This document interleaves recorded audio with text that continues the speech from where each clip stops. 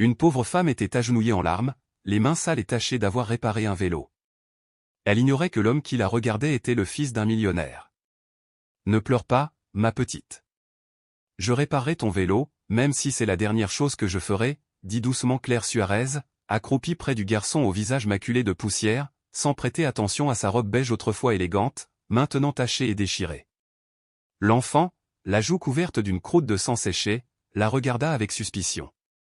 Ses sanglots s'étaient calmés, mais il murmura, « Mon père dit que je ne dois pas parler aux inconnus. » « Ton père est très intelligent, » répondit Claire en inspectant la chaîne détendue du vélo d'une main experte.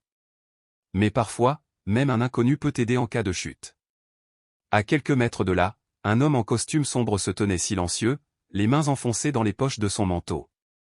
Il observait la scène avec inquiétude, mais fut interrompu au milieu de la conversation par les pleurs de son fils. « Comment t'appelles-tu » demanda Claire, déjà habilement occupée à démêler la chaîne emmêlée du vélo. « Matiche. »« Et toi » répondit prudemment le garçon. « Claire Suarez. »« Tu sais, j'avais un vélo comme celui-ci quand j'étais petite. »« Mais vous êtes tous sales » fit remarquer Mathie franchement, comme le font souvent les enfants. « Et où est ton vélo maintenant » Claire sourit tristement tandis que ses doigts continuaient à travailler sur la roue tordue. « Parfois, la vie t'enlève des choses, Mathie, dit-elle doucement, mais l'important est d'aider ceux qui tombent à se relever, comme je le fais pour toi. » Gabriel, le père de Mathie, fit un pas hésitant en avant, hésitant à l'interrompre. Mais les paroles du garçon le bloquèrent net. « Ma mère est morte il y a 2 ans, dit Mathie brusquement. Nous vivions dans une belle maison, mais maintenant je ne l'aime plus parce qu'elle n'est plus là. » Les yeux de Claire s'écarquillèrent de surprise. « Une maison avec des colonnes et une fontaine à l'entrée du quartier Bellevaux. »« Oui, » acquiesça Mathie. « Comment le sais-tu » murmura Claire, interrompant ses réparations. « Parce que c'est moi qui l'ai conçu, dit-elle doucement. J'étais architecte, avant de tout perdre. » Gabriel retint son souffle, stupéfait.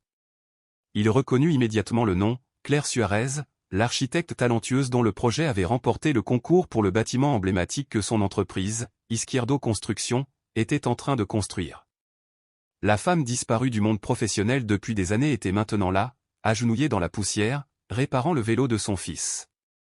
Claire redressa le volant, effectuant des ajustements minutieux avant de se lever et de rendre le vélo à Mathie. « Voilà, mon grand. Comme neuf. »« Trop cool » s'exclama Mathie, les yeux écarquillés d'étonnement. « Merci. » L'esprit de Gabriel s'emballa. Un plan se dessinait. Cette femme avait déjà créé la beauté à partir de rien, peut-être pourrait-elle recommencer.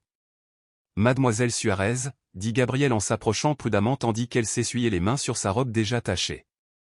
Claire leva les yeux, surprise. Une lueur de reconnaissance traversa son regard, mais elle la dissimula rapidement. « On se connaît » ?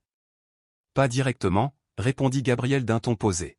« Je suis Gabriel Hierdo, le père de Mathie et propriétaire d'Izquierdo Construction. » Claire était visiblement tendue. Ses mains, autrefois assurées, tremblaient maintenant légèrement. « Je vois que le vélo de votre fils est réparé, » dit-elle. « Si ça ne vous dérange pas, j'y vais. »« Attends, » dit doucement Gabriel en posant une main sur son bras. « J'ai une proposition à te faire. »« Papa. »« Madame Claire Suarez vient avec nous, » cria Mathie joyeusement, déjà enfourché sur son vélo. Gabriel regarda son fils, puis Claire. Dans ses yeux tourbillonnaient la compassion et l'opportunité. « J'ai besoin de quelqu'un de confiance pour s'occuper de Mathie, » dit-il doucement. « Et d'après ce que j'ai vu, tu as un talent avec les enfants, et avec les vélos. » Claire éclata de rire, incrédule. « Tu me proposes un poste de nounou ? Moi ? L'architecte qui a conçu ton bâtiment le plus important ? Je t'offre un nouveau départ, corrigea Gabriel. Un toit, de la nourriture, un salaire décent, et peut-être, avec le temps. Avec le temps, quoi ? Demanda Claire, méfiante. Avec le temps, nous pourrions explorer d'autres opportunités de carrière. Claire jeta un coup d'œil à Mathie, qui pédalait joyeusement, perdue dans son monde. Pourquoi moi ? Se demanda-t-elle. Il y a des milliers de nounous qualifiés en ville. Parce que mon fils n'a pas souri comme ça depuis 2 ans, dit Gabriel avec sincérité, et parce que je reconnais le talent quand j'en vois, que ce soit dans un plan d'architecte ou dans la réparation d'un vélo. 3 heures plus tard, Claire se tenait devant une imposante demeure du quartier des Coteaux. Le chauffeur envoyé par Gabriel l'attendait patiemment tandis qu'elle respirait profondément, serrant contre elle un petit sac à dos rempli d'affaires. « Vous entrez, mademoiselle ?» demanda poliment le chauffeur. Claire hocha la tête. Elle n'avait rien à perdre ou peut-être avait-elle déjà tout perdu. La grande porte s'ouvrit avant qu'elle ne puisse frapper, révélant une femme âgée au visage sévère et à la posture rigide. « Tu dois être la nouvelle nounou » dit-elle d'un ton critique, évaluant Claire de la tête aux pieds. « Je suis Madame Espérance » annonça la gouvernante. Claire tendit la main, mais Madame Espérance l'ignora délibérément. « Monsieur Izquierdo m'a informé de votre situation » poursuivit la femme. « J'ai préparé votre chambre et des vêtements propres. Je vous conseille de prendre une douche avant d'approcher l'enfant. » Claire ravala sa réplique. C'était bien ce qu'elle avait accepté, n'est-ce pas? Une nouvelle forme d'humiliation. L'enthousiasme de Mathie se transforma en attention lorsqu'il apparut dans le couloir. « Tu es venu. Viens voir ma collection de petites voitures. » Madame Espérance fronça les sourcils devant cette familiarité, mais Mathie tirait déjà la manche de Claire. « Tu dois d'abord te laver, petit Mathie, » insista la gouvernante. « C'est bon, je suis avec Claire Suarez, » répondit Mathie avec assurance, l'assurance innocente d'un enfant riche. Papa a dit que Claire Suarez était spéciale. Ce soir-là, après une averse qui semblait effacer des années passées dans la rue, Claire se retrouva dans une pièce bien plus grande que son dernier appartement. Les vêtements qui lui étaient laissés étaient simples mais de bonne qualité. En brossant ses cheveux blonds propres et brillants, elle étudia son reflet dans le miroir. Qui était-elle exactement? Une femme? Une architecte talentueuse? Une pauvre mécanicienne vélo? Ou une étrange version coincée entre deux mondes? Un léger coup interrompit ses pensées. « Entrez » cria-t-elle. Gabriel entra prudemment, comme s'il pénétrait dans un territoire inconnu. « Je voulais m'assurer que tu étais à l'aise, » dit-il en s'attardant près de la porte. « Je ne me suis jamais senti aussi à l'aise depuis longtemps, » répondit honnêtement Claire. « Mathie ne cesse de parler de toi. Tu as fait forte impression. » Claire sourit faiblement. « C'est un bon garçon. Tu peux être fier. »« Je le suis, » dit Gabriel avant d'ajouter, « j'ai étudié ta carrière. Tu étais brillant. » « C'est vrai, » acquiesça Claire, le passé lourd sur la langue. « Que s'est-il passé? » « La vie, » dit-elle doucement. « Mon frère est tombé malade d'un cancer. J'ai tout abandonné pour m'occuper de lui. Puis la crise économique a frappé, suivie d'un investissement désastreux, et finalement, je me suis fait arnaquer. Soudain, je n'avais plus de filet de sécurité. » Gabriel pencha la tête pensivement. « S'il vous plaît, appelez-moi Gabriel, » dit-il. Un silence gêné régnait entre eux. « Pourquoi m'as-tu vraiment amené ici ?» demanda finalement Claire. « Et ne dis pas que c'est juste à cause de Mathie. » Gabriel la regarda droit dans les yeux. « Parce que je sais quand le talent est gâché, et peut-être parce qu'on peut s'entraider. » Avant que Claire Suarez puisse répondre, Mathis apparut dans l'embrasure de la porte, en pyjama. « Tu veux me raconter une histoire, Claire Suarez ?» demanda-t-il, les yeux implorants. « Papa est toujours très occupé. » Gabriel parut brièvement gêné. Claire observa le père et le fils, remarquant le vide invisible qui les séparait. « Bien sûr, mon cher, » répondit-elle avec un sourire chaleureux, utilisant le surnom affectueux qu'elle avait déjà adopté. « Mais d'abord, si on invitait ton père à l'écouter avec nous ?» Mathis lança un regard plein d'espoir à son père. « S'il te plaît, papa. » Gabriel consulta sa montre, puis regarda son fils, et enfin Claire, dont le regard calme mais déterminé croisa le sien. « Bien sûr, » répondit-il en desserrant sa cravate. « Je ne raterai ça pour rien au monde. » Ainsi commença la première soirée de Claire Suarez au manoir Izardo, avec une histoire de petits garçons, de vélos magiques et d'aventures à venir. Aucun d'eux ne savait que leur propre histoire ne faisait que commencer. 3 semaines s'étaient écoulées depuis que Claire avait franchi le seuil du manoir Izardo. Une routine réconfortante s'était installée avec une facilité déconcertante, petit déjeuner avec Mathis pendant que Gabriel consultait ses dossiers, après-midi rempli de jeux et d'activités, et parfois dîner auquel leur père pouvait participer lorsque son emploi du temps chargé le lui permettait. Ce jour-là, Claire et Mathis étaient dans le jardin. Elle avait improvisé un petit atelier d'architecture avec des cartons, des bâtonnets de glace et de la pâte à modeler.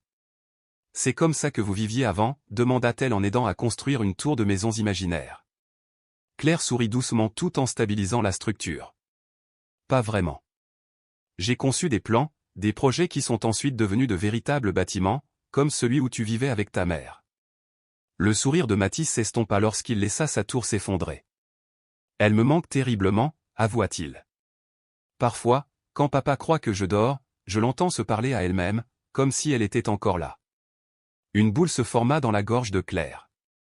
L'amour ne disparaît pas, Mathis, dit-elle doucement. Il change simplement de forme, tout comme ta vie. La perspicacité de l'enfant étonnait parfois Claire. Tu étais architecte, et maintenant tu es ma nounou, déclarait-il. Probablement, oui, répondit-elle pensivement. Mais vous savez, parfois, les meilleurs projets naissent après une démolition. Depuis la fenêtre de son bureau, Gabriel les observait. En quelques semaines seulement, Claire avait transformé son fils. Autrefois renfermé et triste, Mathis riait, posait des questions et trouvait même le courage de remonter sur un vélo. Gabriel sourit malgré lui. Ce genre de changement ne lui était pas arrivé depuis la mort de Laura.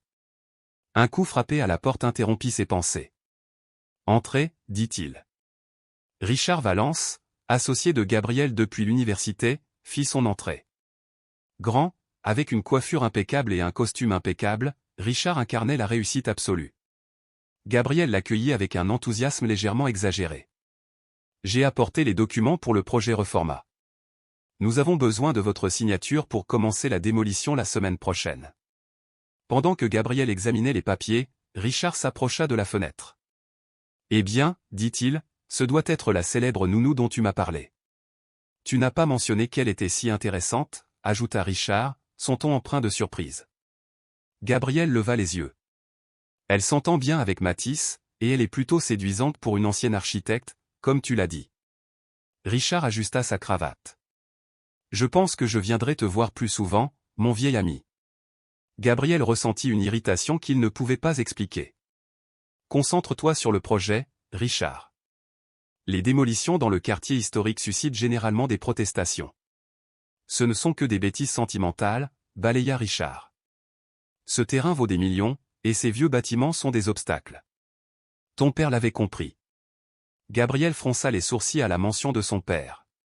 François Isquido avait bâti son empire immobilier d'une main de fer, sans se soucier de l'héritage culturel ni des conséquences sociales. Gabriel tenta de contrebalancer cet héritage par une vision plus humaine, mais Richard le poussait constamment à adopter une approche plus rigoureuse. « Je signerai après avoir étudié les détails, » dit Gabriel en refermant la pochette. « Et maintenant, si tu veux bien m'excuser, j'ai promis à Mathis qu'on dînerait ensemble. » Richard eut un sourire narquois. « Juste pour Mathis, hein ?» insinua-t-il en jetant un coup d'œil vers le jardin. « Je ne te blâme pas, mon frère. La solitude après tant d'années peut être pesante. » Gabriel le fixa du regard. « Ce n'est pas ce que tu crois, Richard. »« Comme tu veux, » répondit Richard en haussant les épaules. « Mais ça ne me dérangerait pas de mieux la connaître. Peut-être l'inviter à dîner. »« Elle travaille pour moi, » rétorqua Gabriel, plus sèchement qu'il ne l'aurait voulu. « Tu deviens territorial, » plaisanta Richard en se dirigeant vers la porte. « Du calme, Gabriel. C'était juste une blague. À demain à la réunion du conseil d'administration. » Après le départ de Richard, Gabriel regarda par la fenêtre. Claire aidait Mathis à faire du vélo dans le jardin. Le garçon avait peur depuis l'accident, mais maintenant il pédalait, Claire courant à ses côtés, lui offrant un soutien constant. « Tu y arriveras, Mathis ? » « Tu y es presque, » l'encouragea Claire.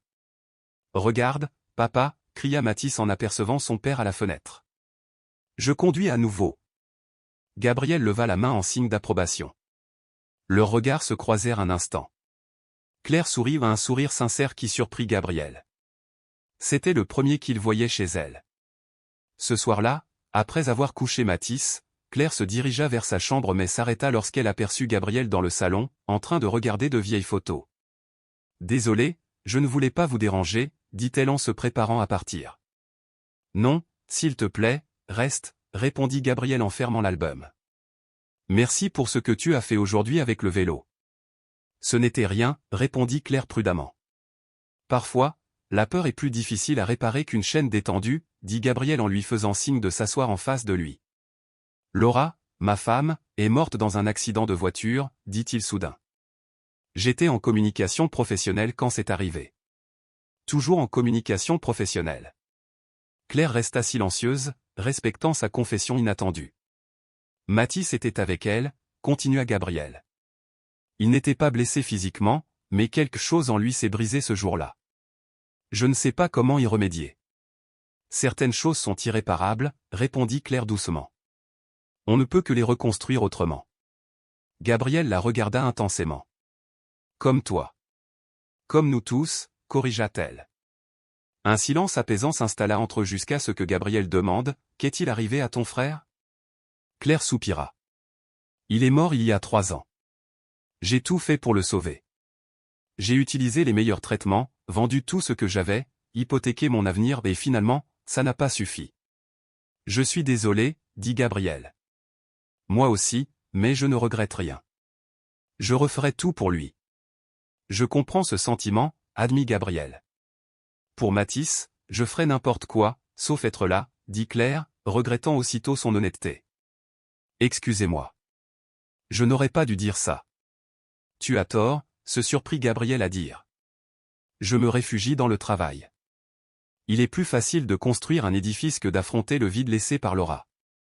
Claire se leva et se dirigea vers la fenêtre. Vous savez ce qui est le plus ironique, demanda-t-elle. J'ai conçu ce bâtiment à Palenco en pensant à des espaces qui réuniraient les familles. Maintenant, je vis dans un manoir conçu pour séparer les gens. Elle sourit tristement. Tant de pièces, tant d'espace, et si peu de communication. Gabriel n'avait jamais pensé à sa maison de cette façon. Il l'observait tandis qu'elle fixait la nuit à travers la grande baille vitrée. La faible lumière de la lampe éclairait son profil. Pour la première fois depuis 2 ans, quelque chose bougea en lui inconfortable, mais apaisant à la fois. Claire Suarez, dit-il doucement. Merci. Merci d'avoir aidé Mathis à remonter sur son vélo.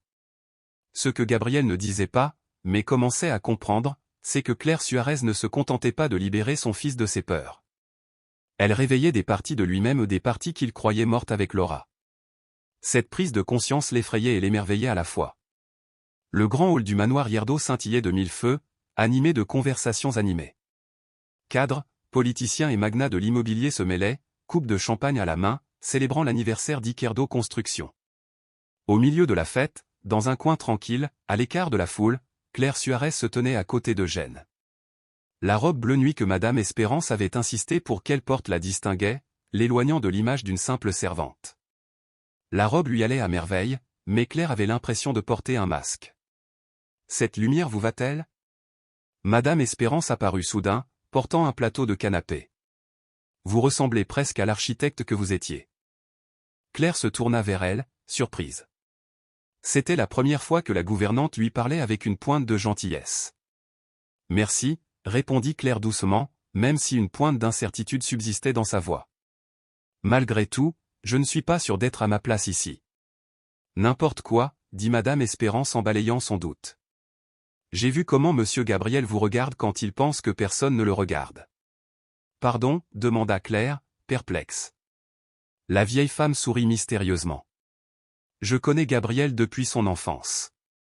Je ne l'avais pas vu aussi vivant depuis que Monsieur Allora était encore parmi nous. Avant que Claire puisse répondre, Mathis apparut parmi les invités, élégamment vêtu mais visiblement ennuyé. Claire, on peut partir ? Les fêtes de papa sont terriblement ennuyeuses, se plaignit-il. Ton père voulait que tu sois ici, lui rappela Claire. C'est important pour lui, dit Mathis, mais il ne m'a presque pas adressé la parole de la soirée. Il est trop occupé avec ces messieurs en costume. Claire jeta un coup d'œil à Gabriel, plongé dans une conversation avec des investisseurs, dont Richard Valence. Leurs regards se croisèrent brièvement. Gabriel releva la tête et sourit avant de reprendre la discussion. Je te propose un marché, murmura Claire à Mathis. On reste encore une demi-heure, et ce soir je te lirai 2 histoires au lieu d'une. Mathis a répondu, 2,5. Claire rit. Marché conclu. Leur négociation fut interrompue par une voix. J'ai enfin l'honneur de vous rencontrer officiellement, dit Richard Valence en s'approchant. Claire lui serra la main avec précaution. Il y avait quelque chose de vaguement familier chez lui, même si elle ne parvenait pas à le définir. S'il vous plaît, appelez-moi Richard, insista-t-il en lui tenant la main un peu trop longtemps. Gabriel m'a tant parlé de vous, l'architecte talentueux qui s'occupe maintenant de son fils. Quel changement de carrière! La condescendance n'échappa pas à Claire, qui retira poliment sa main. La vie est pleine de tournants inattendus, dit-elle avec une dignité tranquille. Richard haussa légèrement les épaules. Bien sûr. Mais l'architecture ne te manque-t-elle pas? On dit que tu étais brillant. Matisse est un projet bien plus important que n'importe quel bâtiment, répondit Claire en posant une main protectrice sur l'épaule de l'enfant. C'est touchant, sourit Richard, même si la chaleur n'atteignit jamais son regard. Mais je suis sûr qu'un esprit comme le vôtre est toujours attiré par les grands projets, comme notre projet au cœur du centre historique. Une reconstruction urbaine complète. Cette mention serra le cœur de Claire. Gabriel ne lui en avait encore rien dit. Richard semblait savourer l'instant, la voix pleine de fierté. Le projet de construction le plus ambitieux de Quéros à ce jour.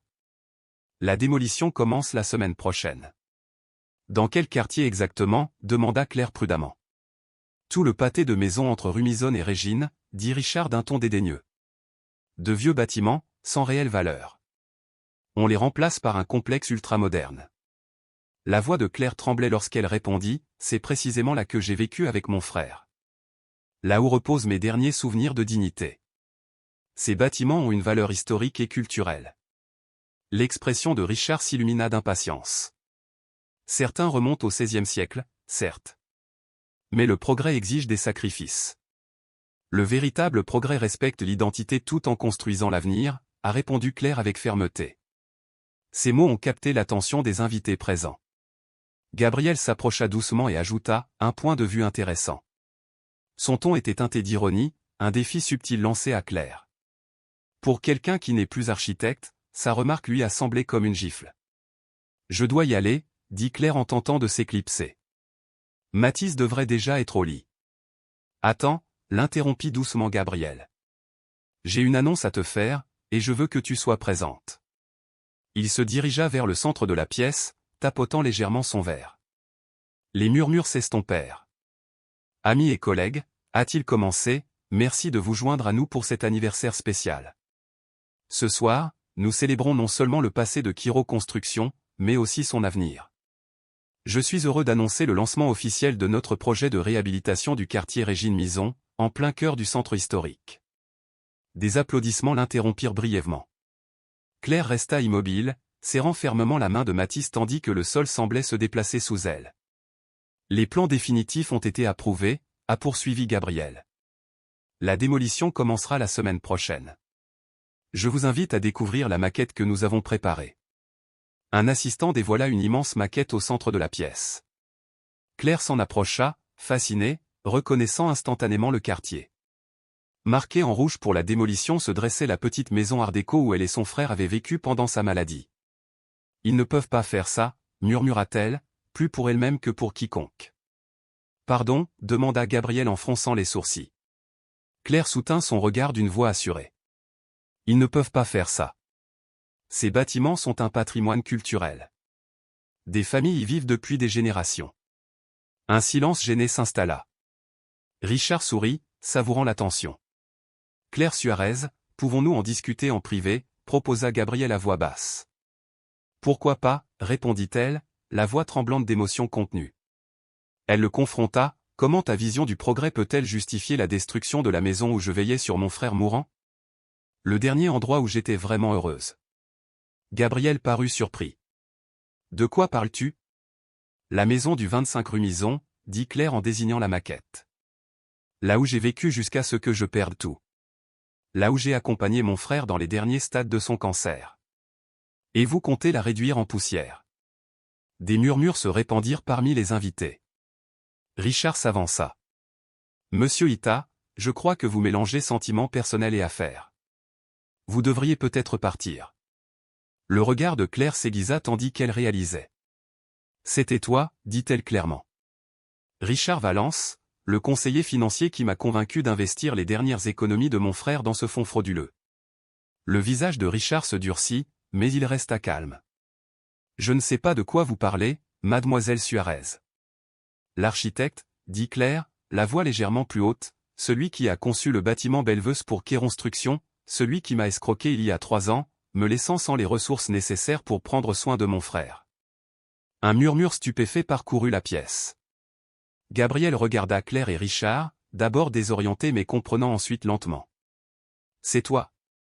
Claire Suarez, demanda-t-il, la voyant distinctement pour la première fois. « C'est vrai, confirma-t-elle avec une dignité discrète, les larmes aux yeux. Celle qui a conçu des espaces pour réunir les familles alors que la sienne s'effondrait. Celle qui croyait que l'architecture devait améliorer la vie, et non la détruire. » Sans attendre de réponse, Claire prit la main de Mathis. « Viens, mon petit. Il est temps d'y aller. » Mathis hésita, confus par la tension. Claire attendit, puis essaya de retenir Gabriel. « Tu ne le savais pas, dit-elle tristement. C'est bien là le problème, n'est-ce pas? Ils ne savent jamais.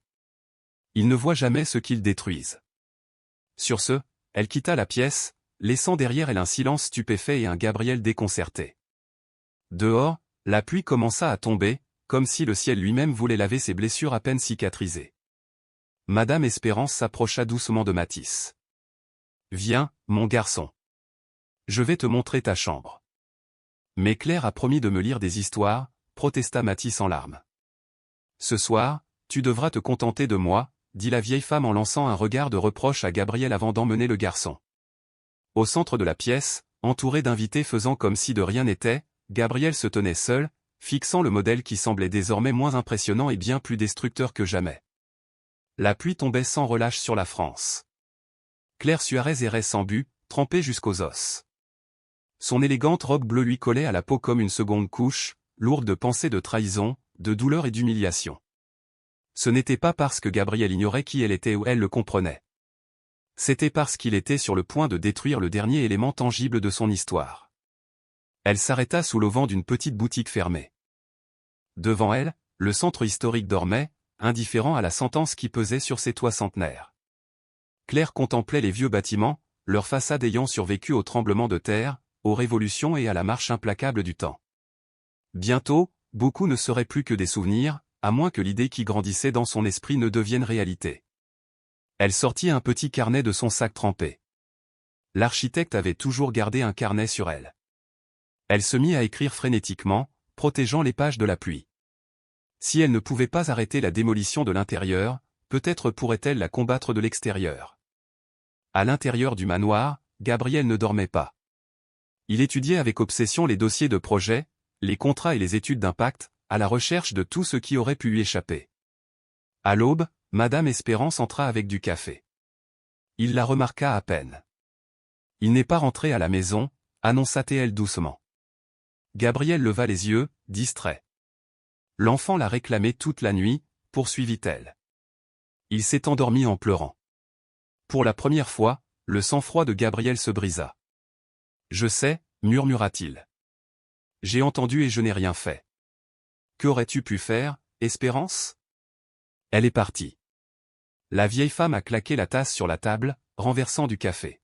« Bien sûr que tu aurais pu faire quelque chose. Partir à sa recherche comme un vrai homme. » Gabriel le regarda, stupéfait. Madame Espérance ne lui avait jamais parlé ainsi. « Je ne sais pas où elle est, » admit-il, sachant à quel point son excuse semblait faible. Dans la rue, sous la pluie, sans argent et nulle part où aller, dit-elle avec une amertume débordante. Exactement la situation dans laquelle vous l'avez trouvée, mais avec le cœur encore plus brisé. Je ne voulais pas ça, murmura Gabriel. Tes intentions importent peu, répondit-elle d'un ton sévère. Ce sont tes actes qui comptent. Elle se dirigea vers la porte. Je vais préparer le petit déjeuner pour Mathis. Il mérite un semblant de vie normale. Lorsque la porte se referma, Gabriel enfouit son visage dans ses mains. Comment suis-je arrivé ici? Il a étudié les documents jusqu'à ce qu'un nom ressorte, Richard Valence. Les mots de Claire Suarez résonnaient dans son esprit, celle de la conseillère financière qui l'avait convaincu d'investir ses dernières économies. Il a attrapé son téléphone et a composé un numéro urgent. Je souhaite obtenir toutes les informations disponibles sur Claire Suarez et sur tous les investissements gérés par Richard Valence au cours des 5 dernières années. C'est urgent. Une semaine plus tard, le centre historique bourdonnait d'une activité inhabituelle. Des affiches et des slogans sont apparus sur les façades et les lampadaires, non à la démolition, l'histoire ne peut pas être détruite. Vêtue de vêtements empruntés mais animée d'une énergie retrouvée, Claire Suarez a rassemblé les habitants sur la place centrale. Nous ne pouvons pas laisser nos racines être détruites, leur a-t-elle dit. Ces bâtiments ne sont pas que des pierres et du mortier, ils sont notre mémoire collective. Mais que pouvons-nous faire contre une entreprise aussi puissante, demande une femme âgée, le visage marqué par une vie passée dans le quartier. Résistons ensemble, dit Claire avec fermeté. Il existe une autre voie pour progresser, une voie qui n'efface pas notre passé. Claire étala les plans sur une table improvisée. Depuis des jours, elle travaillait sur un projet de rénovation alternatif, un projet qui préservait les façades historiques tout en modernisant les intérieurs, créant des espaces fonctionnels sans sacrifier l'âme du quartier. Voilà ce que nous pourrions avoir, a-t-elle expliqué en montrant les plans. Un quartier dynamique, respectueux de son histoire et tourné vers l'avenir. Des habitants curieux se sont approchés et bientôt des journalistes locaux sont arrivés pour couvrir l'histoire de l'architecte, autrefois sans abri, qui défiait l'une des plus grandes entreprises de construction du pays.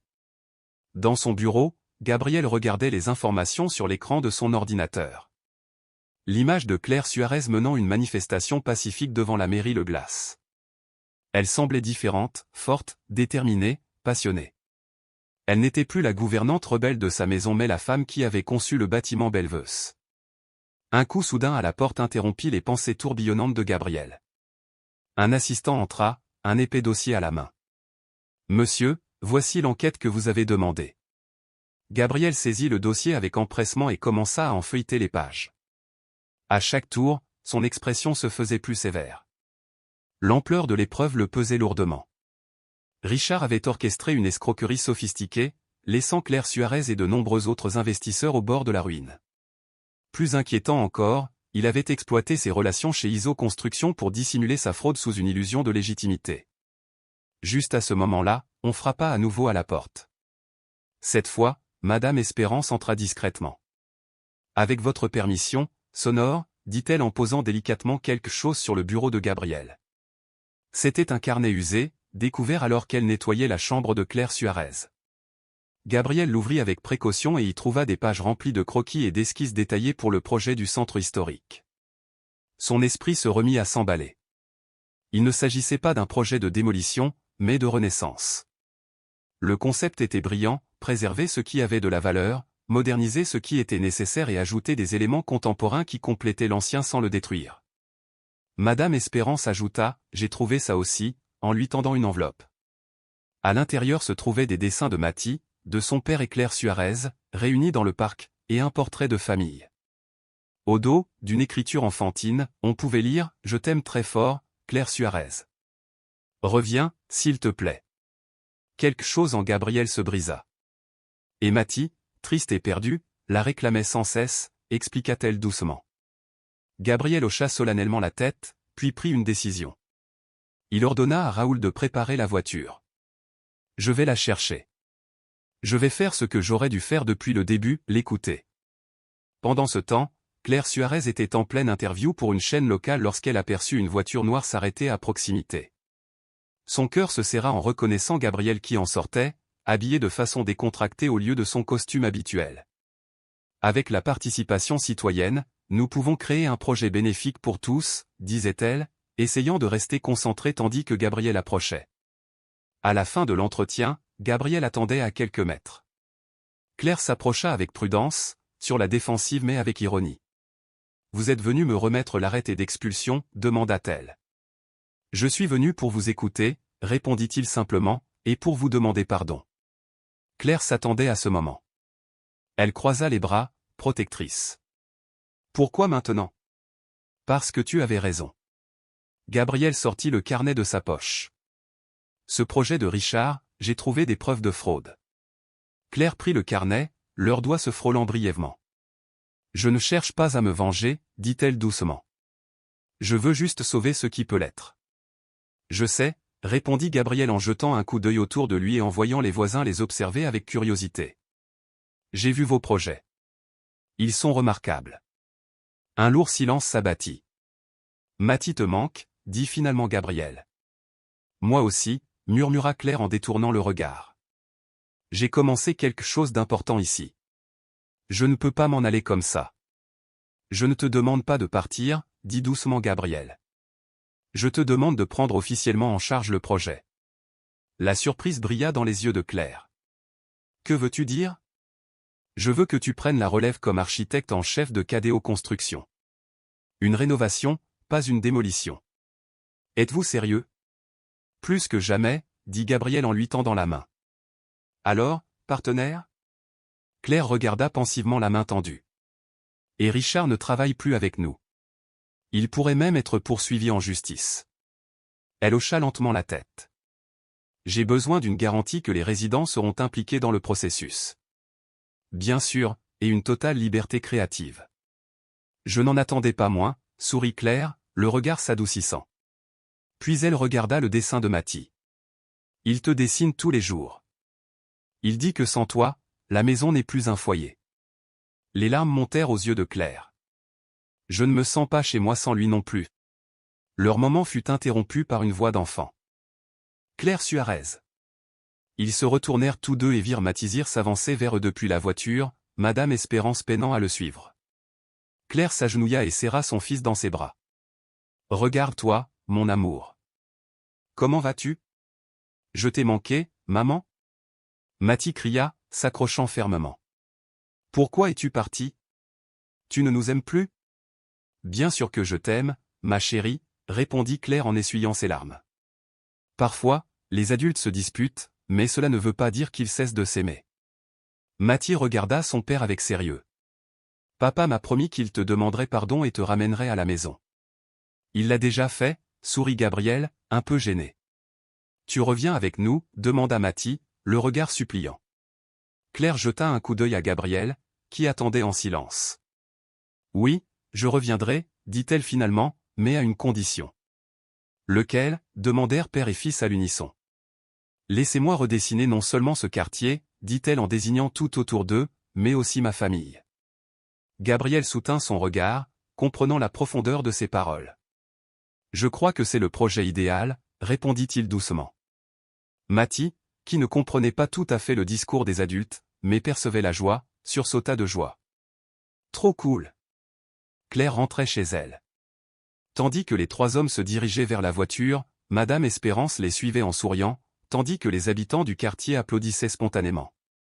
Bien que Mathie ne comprenne pas tous les détails, il sentait que quelque chose d'important commençait, une renaissance, non seulement du quartier, mais de trois cœurs brisés, unis pour créer quelque chose de nouveau et de beau. Le doux soleil de novembre baignait les rues du centre historique, où échafaudage et travaux de construction avaient remplacé les banderoles de protestation. Claire Suarez, coiffée d'un casque de chantier et d'un bras en écharpe, a supervisé la restauration du bâtiment du 25 rue Reza. L'arche d'origine est parfaite, a-t-elle confié à un maçon. Exactement comme je m'en souvenais de l'époque où je vivais ici avec mon frère.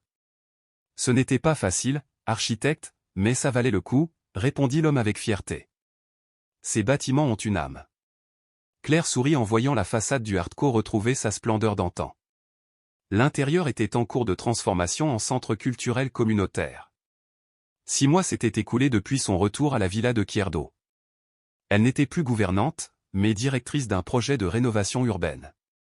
Son téléphone vibra et un message de Gabriel lui parvint, Mathie a refusé de porter sa cravate pour la présentation. Il a dit qu'il ne ferait qu'obéir à vous. Claire répondit rapidement, dis-lui que s'il porte sa cravate, nous lui achèterons le kit de chimie qu'il désire tant. Quelques instants plus tard, la réponse arriva, ça a marché.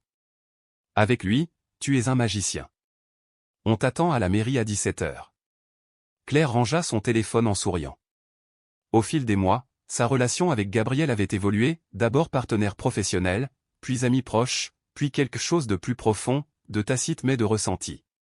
À la base des ouvriers, quelque chose d'étrange a été découvert sur le toit du bâtiment principal. Intriguée, Claire a suivi l'équipe. Sur le toit du vieux bâtiment où elle vivait avec son frère, les ouvriers ont découvert une structure cachée, une petite porte scellée, presque invisible à l'intérieur du mur. Je n'ai jamais rien vu de tel, murmura Claire en examinant la maçonnerie inhabituelle. J'ai passé des années dans ce bâtiment, dit le contremaître, surpris. On l'ouvre? Claire n'hésita pas, non, finissons ce qu'on a prévu pour aujourd'hui. Je m'en occuperai moi-même plus tard.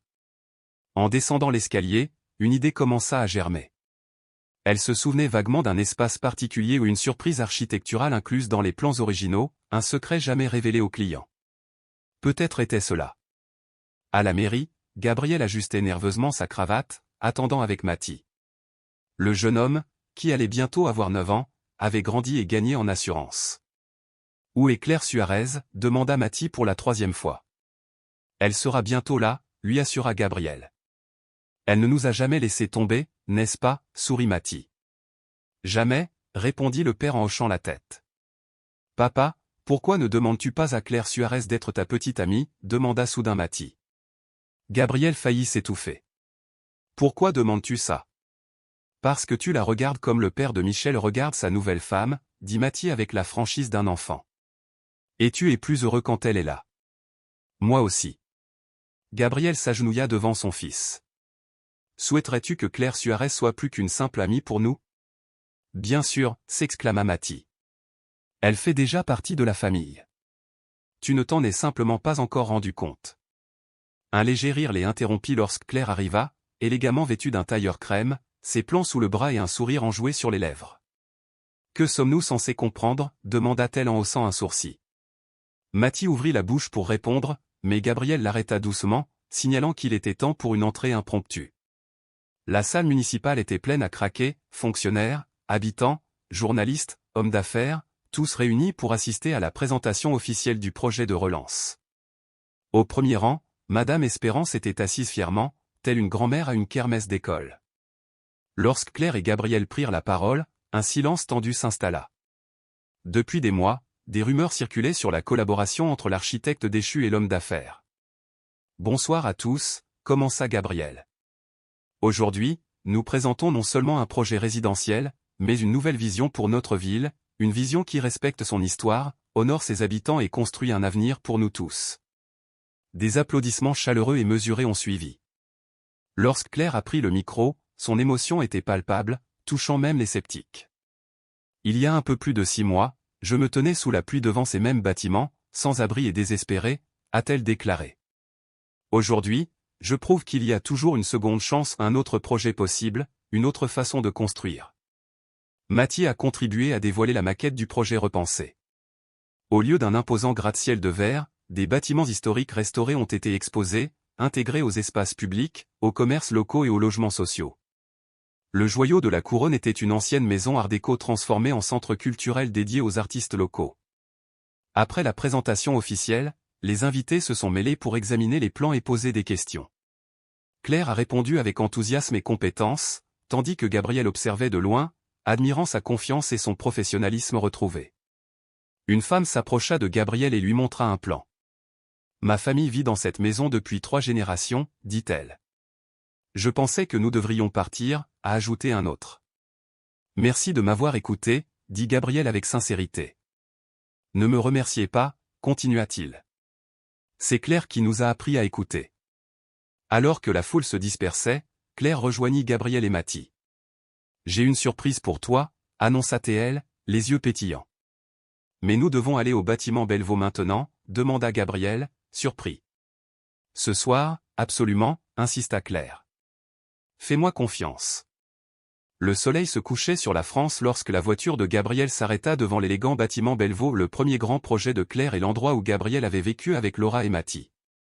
Nous ne sommes pas revenus ici depuis, commença Gabriel, mais Claire hocha la tête d'un air entendu avant qu'il ne termine. Je sais. C'est précisément pour ça que c'est important. Ils prirent l'ascenseur jusqu'au dernier étage.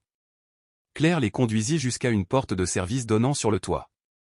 Lorsque j'ai conçu ce bâtiment, explique-t-elle en grimpant sur une échelle métallique, j'ai ajouté un élément secret et une surprise architecturale visible uniquement certains jours. Sur le toit, Claire les guida vers un mur apparemment ordinaire. La lumière du soleil couchant l'éclairait sous un angle particulier, révélant un motif géométrique à peine perceptible. On est le 13 novembre, dit Claire doucement. Tu sais quel jour on est, Mathie ? Le garçon réfléchit brièvement. Le jour où maman est morte, répondit-il. Gabriel regarda Claire avec étonnement. Comment le savais-tu ? Je l'ai étudié pendant la conception du bâtiment, explique-t-elle. Je voulais créer quelque chose de spécial, de significatif. Claire appuya sur une séquence précise du motif. d'un léger clic, une partie du mur s'écarta, révélant une entrée secrète. « Qu'est-ce que c'est » murmura Gabriel, émerveillé. « Un jardin secret, » répondit Claire, « créé pour guérir les cœurs. » À l'intérieur se trouvait un magnifique jardin circulaire, entouré de parois vitrées laissant passer le ciel tout en protégeant du vent. Plantes et fleurs s'épanouissaient, certaines grimpant au mur. En son centre, une fontaine murmurait une eau cristalline, baignée de la lumière dorée du soleil couchant. « C'est magnifique » murmura Gabriel. « Comment ignorions-nous que cela existait ?» Mon frère m'a inspiré, a déclaré Claire tandis que Mathie explorait l'espace avec émerveillement. Pendant sa maladie, il rêvait d'un jardin sur le toit à un endroit où il se sentirait proche du ciel, tout en étant en sécurité. L'entrée ne s'ouvre que lorsque le soleil frappe à un angle très précis, ce qui se produit seulement quelques jours par an. « Comment as-tu su qu'aujourd'hui était un de ces jours » demanda Gabriel. « Je l'ai calculé lors de la conception du bâtiment. Aujourd'hui, c'est l'un d'eux. » Mathie cria depuis près de la fontaine, « Papa, Claire, venez voir. » Là, dans une petite niche en pierre, se trouvait une boîte en verre hermétique contenant une lettre écrite d'une élégante écriture. Le nom de Gabriel était calligraphié. « C'est l'écriture de Laura » dit Gabriel d'une voix tremblante. « C'est elle qui l'a trouvée. » Claire expliqua doucement, « Quand je lui ai montré le bâtiment terminé, je lui ai révélé le secret. Elle était jeune et passionnée d'architecture. Elle voulait me montrer qu'elle comprenait. Laura a promis de ne le dire à personne avant d'avoir trouvé cet endroit elle-même. » Gabriel ouvrit la boîte d'une main tremblante et en sortit la lettre. Des larmes coulèrent silencieusement sur ses joues. Finalement, il leva les yeux vers Claire. « Elle savait qu'elle était malade, dit-il d'une voix brisée. Elle ne me l'a jamais dit, car elle ne voulait pas m'inquiéter. C'est sa lettre d'adieu, mais aussi un souhait que nous retrouvions le bonheur. » Claire prit la main de Gabriel. Laura a découvert cet endroit quelques semaines avant l'accident. Elle comptait te le montrer. Gabriel regarda le jardin, puis son fils, et enfin Claire. « Je ne crois pas aux coïncidences, dit-il doucement. Que vous ayez trouvé Mathie dans ce parc, que vous soyez l'architecte de ce bâtiment, et que nous soyons ici maintenant, tout cela fait partie d'un projet plus vaste. » Mathie tendit la main et prit les leurs. « Je dois terminer ma maquette de compétition scolaire. » Claire ébouriffa affectueusement les cheveux rebelles de Mathie. « Encore 10 minutes, mon chéri. Ton père conclut un accord avec des investisseurs allemands. »« Il reste encore 10 minutes, » protesta Mathie avec bonhomie. À la mention de sa sœur de 4 ans, le visage de Mathie s'adoucit avec un amour évident. « Tamarine prend soin d'elle, » dit Claire. « Madame Espérance a promis des biscuits et une berceuse. Il nous reste donc encore un peu de temps. » Gabriel passa un bras autour de la taille de Claire. « Tout est prêt. Le fonds architecte de demain sera financé pendant 5 ans. Nous pourrons ainsi accorder davantage de bourses aux étudiants issus de communautés vulnérables. » Claire sourit en repensant à son propre parcours. 50 futurs architectes qui n'auront pas à renoncer à leurs rêves à cause de l'argent. Un journaliste s'est approché avec un micro. « Architecte Suarez, votre parcours est captivant, d'étoiles montantes à sans-abri, aujourd'hui pionnier de l'architecture sociale au Mexique. Quel a été votre moment le plus difficile ?» Claire jeta un bref coup d'œil à Gabriel et Mathie avant de répondre. « Je perds espoir, dit-elle sincèrement. Quand j'ai réparé le vélo de ce petit garçon qui pleurait sous la pluie, je ne savais pas que je faisais le premier pas vers la reconstruction de ma propre vie. » Le journaliste tendit le micro à Gabriel. « Monsieur Izquierdo, comment votre vision des affaires a-t-elle évolué après avoir rencontré votre femme ? J'ai compris que le véritable héritage ne réside pas dans le nombre de bâtiments, mais dans la manière dont il crée des liens, » a déclaré Gabriel. « Notre entreprise a connu une croissance économique et une mission. » À la fin de l'entretien, la famille a dit au revoir et s'est dirigée vers la voiture. « Et si on passait par le jardin secret avant de récupérer Lucie » suggéra Gabriel. « Aujourd'hui est l'un de ces jours spéciaux où la lumière révèle l'entrée. » Mathie hocha la tête avec enthousiasme. « Je veux te montrer quelque chose. » Le jardin secret sur le toit du Bellevaux s'était épanoui au fil des ans. Claire avait perfectionné l'irrigation et enrichi la variété végétale, transformant l'espace en un paradis urbain. La famille se rendait visite à des dates importantes, leur première rencontre, leur mariage, l'anniversaire de Laura. Gabriel ouvrit l'entrée secrète, suivant le rituel que Claire avait imaginé des années auparavant. Mathie a placé un petit modèle très détaillé sur la fontaine centrale. C'est mon projet de concours national, a-t-il expliqué. Il s'appelle Cycle. Claire et Gabriel ont admiré la maquette, une place circulaire à plusieurs niveaux reliés par des rampes et des escaliers. Au centre, une structure mêlant pièces de vélo et formes architecturales, créant un point focal dynamique. Cela s'inspire de notre histoire, poursuit Mathie. Chaque niveau représente une étape, la douleur, la rencontre, la reconstruction, la renaissance. Claire s'agenouilla pour étudier les détails. Le style reprenait le sien, mais avec une originalité nouvelle. C'est magnifique, dit-elle, sincèrement impressionnée. Tu as un talent naturel, comme ta mère, ajouta Gabriel en posant une main sur l'épaule de Mathie. Laura serait fière. Mathie sourit avec un mélange d'ouamer de tristesse et de gratitude. J'ai les souvenirs que tu m'as racontés d'elle, papa. Et Claire Suarez m'a appris à voir la beauté même dans les ruines. Claire serra son fils dans ses bras, se souvenant du garçon effrayé aux genoux écorchés qu'elle avait connu autrefois. Quand je t'ai trouvé avec ton vélo cassé, je n'aurais jamais imaginé que tu créerais des carrés inspirés de cette expérience. Tout a du sens maintenant, a déclaré Mathie avec sagesse, malgré son âge. Comme le dit grand-père Francis lorsqu'il vient d'Espagne, même les pierres les plus dures peuvent devenir les fondations de quelque chose de beau. Gabriel, qui s'était approché de la boîte en verre contenant la lettre de Laura, sourit en entendant son fils mentionner son grand-père. La réconciliation avec François Iserdo avait été un autre miracle récent, une autre boucle bouclée. Il est temps d'y aller, dit Gabriel en consultant sa montre. Madame Espérance va nous tuer si nous sommes en retard pour Lucie. En quittant le jardin secret, Claire s'arrêta pour regarder la ville en contrebas. De là-haut, elle voyait le centre historique restauré, le parc où elle avait réparé le vélo de Mathie, et même le quartier où elle avait dormi dans la rue. Gabriel la rejoignit et la tira dans ses bras. « À quoi penses-tu, architecte ?» Le plan qui ne peut jamais être dessiné, répondit-elle en se blottissant plus près. Les projets de notre vie. Ils s'écrivent jour après jour, dit Gabriel pensivement. À chaque décision et à chaque rencontre, comme réparer le vélo d'un enfant en pleurs ou s'arrêter pour admirer une femme extraordinaire, nous les façonnons. Claire se tourna dans ses bras, le regardant profondément dans les yeux. Tu sais ce qui est le plus surprenant ? Quoi ? Que la femme fauchée et le millionnaire étaient exactement ce dont l'un et l'autre avaient besoin. Mathie appela depuis la porte, feignant l'agacement face à l'affection parentale. Et les tourtereaux, Lucie nous attend, et j'ai faim. Gabriel et Claire rirent, main dans la main, et suivirent Mathie dehors.